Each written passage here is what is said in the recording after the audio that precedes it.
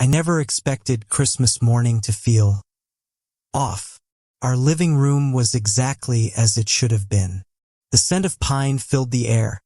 The soft glow of twinkling lights reflected off the ornaments we'd carefully placed on the tree a week ago. And the faint hum of holiday music played from the kitchen where the coffee maker gurgled to life. Think you know how this story ends? Share your thoughts in the comments and don't forget to subscribe for more chilling tales. I sat on the couch, cradling a warm mug in my hands, watching the snow fall through the window. The world outside was peaceful, quiet, wrapped in white. It was perfect, really, but there was this heaviness, a quiet nagging at the back of my mind that I couldn't quite name. The kids hadn't woken up yet. That alone was unusual. They were always the first to come bounding down the stairs on Christmas morning, their excitement louder than any alarm clock. But today the house felt still, too still. I took another sip of coffee, letting the warmth settle in my chest, and my eyes drifted to the tree. That's when I noticed it. A small, oddly shaped package sitting just beneath the lowest branch. The wrapping paper was torn in places, revealing faded stripes of red and green, like something from a time long past. I frowned. That hadn't been there last night. I was sure of it. My partner and I had stayed up late after the kids had gone to bed, arranging the presents just so. There was no way we'd missed this one. Setting my mug down, I leaned forward to get a better look. The package was small, just about the size of a shoebox, and it looked old, wrinkled paper, yellowed tape barely holding it together. I hesitated before reaching out, my fingers brushing against the brittle paper. The tag caught my eye. It was simple, handwritten in a spidery scrawl that didn't belong to anyone in our house. To you. From me. That was it. No names. Just that. A chill ran through me, but I laughed it off, shaking my head. Someone's idea of a joke, I muttered under my breath. Maybe my partner was trying to surprise me, though the gift didn't match anything we talked about. Still, it was Christmas. People get sentimental, I supposed. I sat back, letting my hand fall away from the package. Something about it made me uneasy, though I couldn't explain why. It was just a gift, after all. But as I stared at it, I noticed something else. The corners of the paper weren't just torn.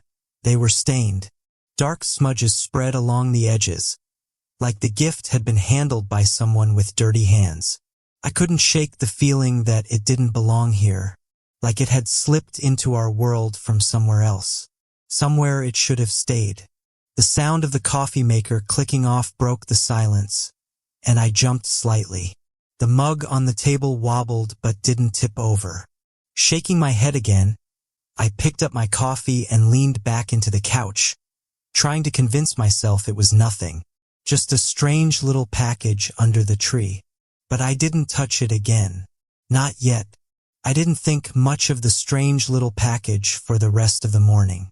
The kids finally woke up, racing downstairs with that usual blend of joy and chaos. Their laughter filled the house as they tore through wrapping paper, uncovering the surprises we'd carefully picked out for them. My partner stood at the kitchen counter, snapping photos and sipping coffee, grinning like it was any other perfect Christmas morning. But my eyes kept drifting back to that one package under the tree. When the kids finished opening their presents, they began playing with their new toys, the room filling with the sounds of tiny engines, squeaky wheels, and fake animal roars. The strange package sat untouched in its spot, blending in just enough to not raise suspicion, but standing out enough to pull at my focus. "Who's that one for?" I finally asked, nodding toward the gift. My partner glanced over and shrugged. "Not one of mine," they said casually before going back to wiping bits of shredded paper from the table. I tried to laugh it off. "Must be one of Santa's extras," I joked, but the words felt flat, even to me. The day went on, the usual Christmas rhythm taking over. We ate breakfast. The kids begged to watch their favorite movie for the 100th time, and I cleaned up the pile of discarded wrapping paper. Still, every now and then, I'd catch myself glancing at the package. Finally, when the afternoon began to settle into its slower pace, I decided I needed to know. With the kids distracted and my partner occupied, I crouched down by the tree and pulled the package toward me. It felt heavier than I expected. The paper crinkled under my touch, dry and brittle, like something stored away for far too long. I started unwrapping it, careful not to tear the delicate paper any more than it already was. Inside was a toy. It was a small, wind-up clown, the kind that looked like it had been pulled straight from the middle of the last century. The paint was chipped, its once bright colors now faded into a dull palette of reds, blues, and yellows. Its face was frozen in a wide grin, but something about the way the smile was painted made my chest tighten. I turned it over in my hands, inspecting the winding key on its back. There was a faint smell of metal and oil, like it had been recently wound or repaired. But the oddest thing was the crack that ran diagonally across its chest, as though it had been broken in half and crudely glued back together. I frowned. Where did this come from? I muttered to myself. The sound of tiny footsteps startled me. One of the kids stood at the edge of the living room, their head tilted as they stared at the toy. "Who's that for?" they asked, their voice curious but cautious. "I'm not sure," I admitted. I set the toy down on the coffee table, making a mental note to throw it out later. That night, after the kids were asleep, I sat in the living room with my partner. The house was quiet again, the way it always is after a long holiday. I finally mentioned the toy, trying to keep my tone light. "You didn't find that clown toy somewhere, did you? Or buy it on a whim?" They looked up from their phone, puzzled. "No. Why would I buy that creepy thing? Just thought it might have been yours," I said, forcing a laugh. My partner shook their head. "It's probably been here forever, tucked away in a closet or something. You know how much junk we've got stored." That explanation didn't sit right with me. I'd lived in this house long enough to know its quirks, its hidden corners, and forgotten storage spaces. That toy wasn't here before. Later that evening, I wandered into the kitchen to grab some water. The clown toy was still on the coffee table, its crooked grin catching the dim glow of the hallway light. I hadn't wound it, and neither had the kids, but I thought I saw its head tilt slightly. I froze. It had to be a trick of the light. I rubbed my eyes and stared harder, but it didn't move again. Feeling a strange compulsion, I grabbed the toy and carried it to the garage. I found an old box filled with other discarded items, dropped the clown inside, and shoved the box onto a high shelf. Dust stirred in the air as I stepped back, satisfied it was out of sight and out of mind. Still, as I closed the garage door and made my way to bed, I couldn't help but feel like I'd just broken some unspoken rule. The next day felt ordinary enough. Christmas had come and gone, and the kids were back to their usual routines, immersed in their new toys. My partner and I spent the morning cleaning up the remnants of the holiday, wrapping paper scraps, empty boxes, and stray bits of ribbon that somehow made it to every corner of the house. But that toy, the clown, I couldn't stop thinking about it. I told myself I was being ridiculous. It was just an old, broken toy, something that had somehow found its way into the house without explanation. Maybe it was a forgotten gift from years ago, or something left behind by the previous owners. The rationalizations kept coming, but they didn't feel solid. That night, as I walked into the garage to grab a wrench for a quick repair, I froze. The box where I'd shoved the clown was sitting on the floor, wide open. For a second, I just stared, trying to piece it together. I was sure I'd put it on the top shelf the night before. I remembered the way dust had puffed up when I slid the box into place. Yet here it was, sitting squarely in the middle of the floor, like it had been waiting for me. I stepped closer, my breath caught in my throat. Inside the box, the clown lay exactly as I'd left it, its chipped paint and cracked body somehow looking worse under the dim garage light. Maybe the shelf wasn't sturdy, I muttered to myself, though the words didn't carry much weight. I bent down and lifted the box again, feeling its awkward weight as I hoisted it back up to the shelf. This time, I made sure it was balanced, even shaking the shelf slightly to test its stability. The box didn't move. Satisfied, I stepped back and left the garage, locking the door behind me for good measure. That night, I struggled to fall asleep. My partner was already snoring softly beside me, but my mind wouldn't quiet. Every time I closed my eyes, I saw that clown's crooked grin, the way its eyes seemed to catch the light in a way that felt wrong. At some point, exhaustion must have won because I woke up hours later to a faint sound. Click. It wasn't loud, but it was enough to pull me out of sleep. I sat up in bed, straining to hear it again. Click, click. It was coming from downstairs. My stomach nodded, but I told myself it was nothing. Maybe it was the heater kicking on or the ice maker in the fridge. Normal house sounds. But as I sat there, listening, the sound came again. Steady, deliberate, like the winding of a clock. Without waking my partner, I slipped out of bed and crept down the stairs.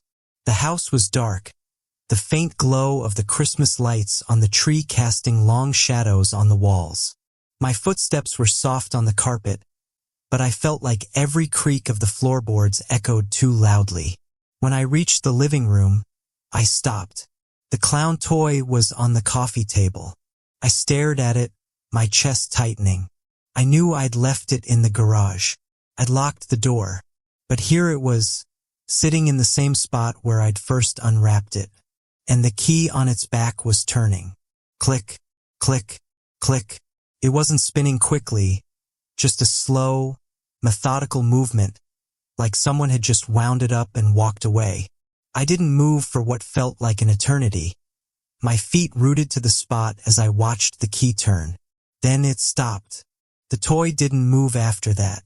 It sat there, its frozen grin mocking me in the faint light. I didn't touch it. Couldn't. Instead, I backed out of the room, my hands trembling. The next morning, I told my partner what had happened. Maybe one of the kids got up in the night, they suggested, sipping their coffee as though this was all perfectly normal. You know how they like to wander? I shook my head.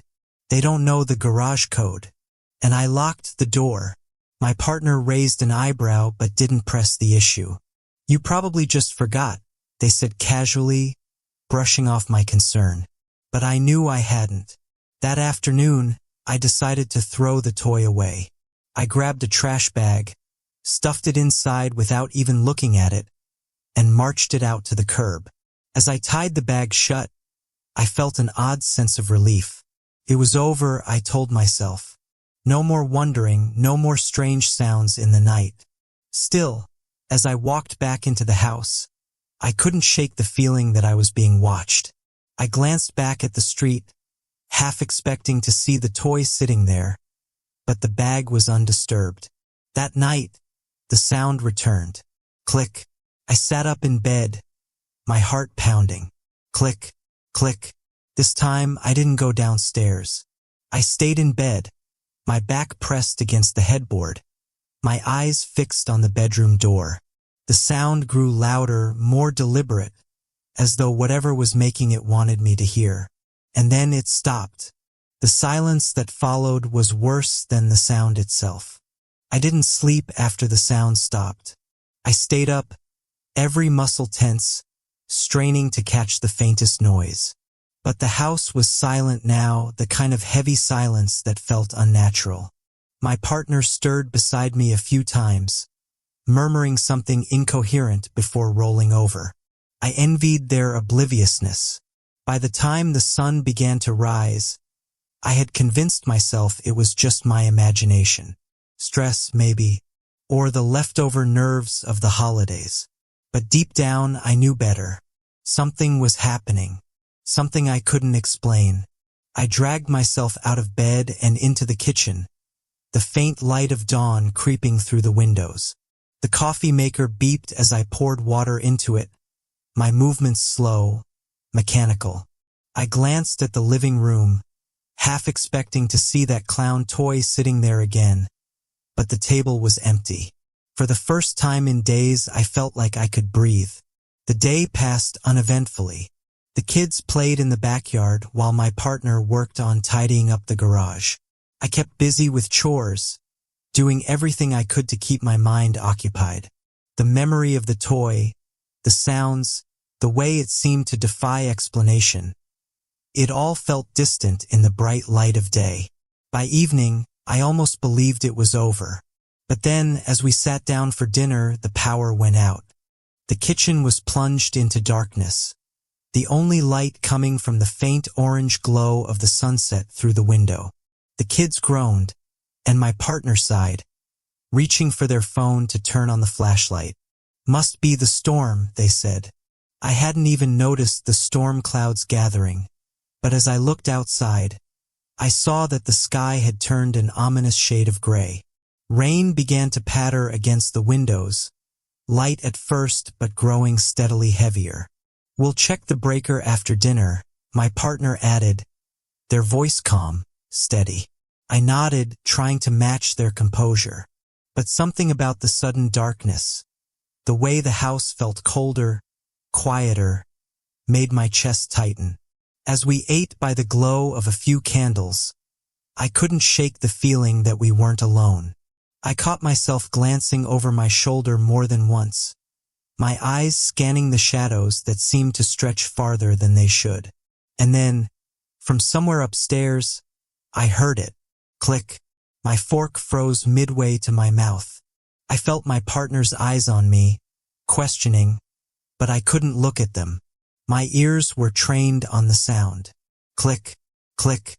"Did you hear that?" I whispered. "Hear what?"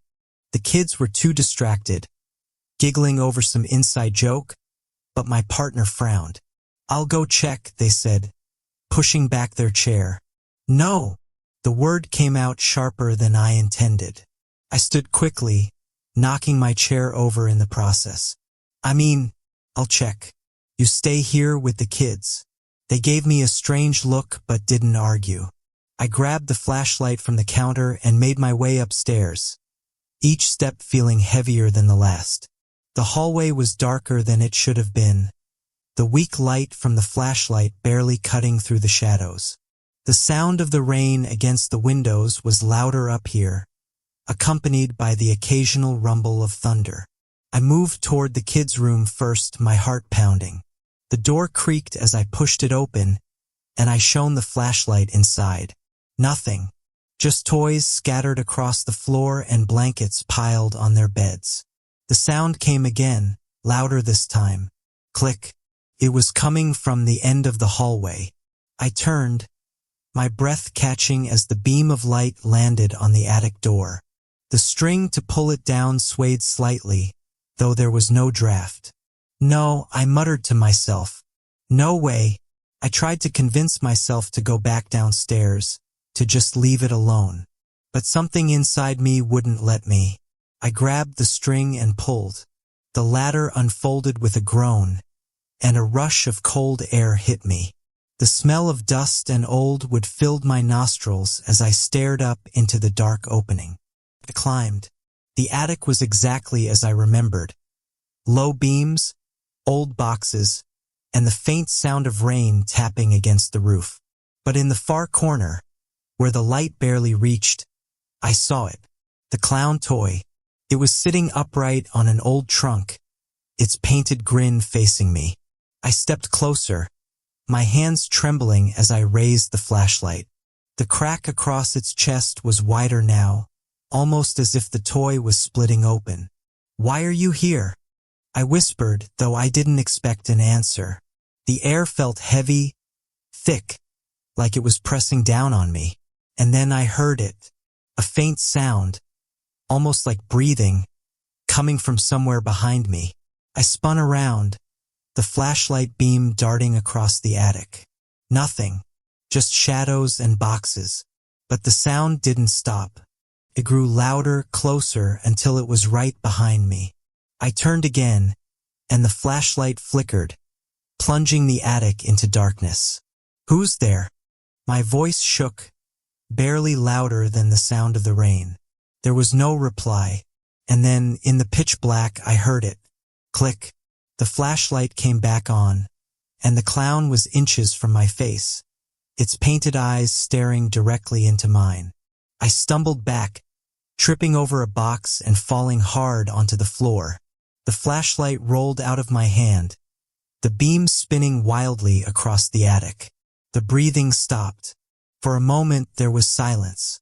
Then the toy's head turned, slowly, deliberately, until it was looking directly at me again. I scrambled to my feet, grabbing the flashlight and backing toward the ladder. I didn't care about answers anymore. I just needed to get out. The toy didn't move as I climbed down, but I could feel its presence, heavy and unrelenting, until I slammed the attic door shut. I didn't tell my partner what had happened. Couldn't. I just sat in the living room, staring at the flickering candlelight, my mind racing. Whatever this was, it wasn't over. I haven't been back in the attic since that night.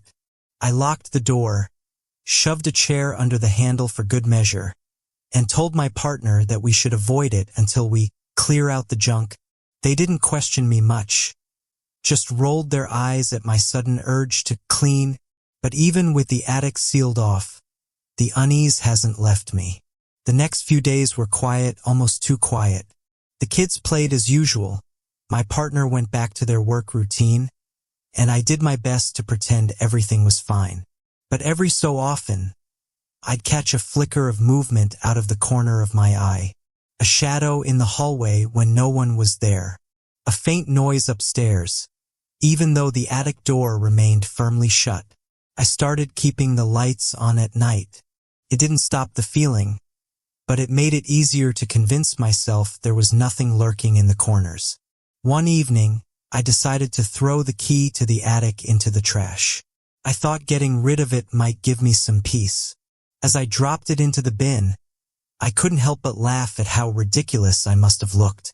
Scared of an old toy, like a child afraid of the dark. But the laughter didn't last long. It was 2 nights later when I heard the sound again. Click. I sat up in bed, my body instantly rigid. My partner stirred beside me, mumbling something about the noise, but I didn't respond. Click, click. It was coming from outside the bedroom door this time. I didn't move. I didn't even breathe. The faint glow of the nightlight in the corner cast just enough light to make the shadows seem alive, shifting and stretching against the walls. Click. The sound stopped. I waited, my ears straining to catch the faintest noise. Minutes passed, or maybe hours, it was hard to tell. Eventually, I worked up the courage to get out of bed. My legs felt like lead as I crossed the room and opened the door, my hand trembling on the knob. The hallway was empty, but there, at the top of the stairs, was the clown. His head was tilted slightly, as if it were looking right at me. The crack in its chest was wider now, a jagged line that seemed to almost glow in the dim light. I wanted to scream, to throw it down the stairs, to destroy it, but I couldn't move. I just stood there, frozen, until the sound of a door creaking behind me made me spin around. The attic door was open. I wish I could tell you that I went upstairs and solved the mystery, that I found some logical explanation or confronted whatever was behind all of this. But I didn't. Instead, I did what any sane person would do. I ran. I grabbed my kids, told my partner we were leaving, and we drove to a motel without even packing a bag. That was weeks ago. We haven't been back since. I'd like to say I've moved on, that the clown is gone, the house is behind us, and I can finally sleep without waking up in a cold sweat. But that wouldn't be true. The thing is, I'm not sure the house was ever the problem. Last night, As I sat in the motel room scrolling through my phone, I heard it again. Click. When I turned around, the toy was sitting on the dresser, its cracked chest facing me, its grin wider than I remembered. I don't know what it wants, and I don't think it's going to let me go. Ready for more chills and mysteries? Subscribe and turn on the bell. You never know what story is coming next.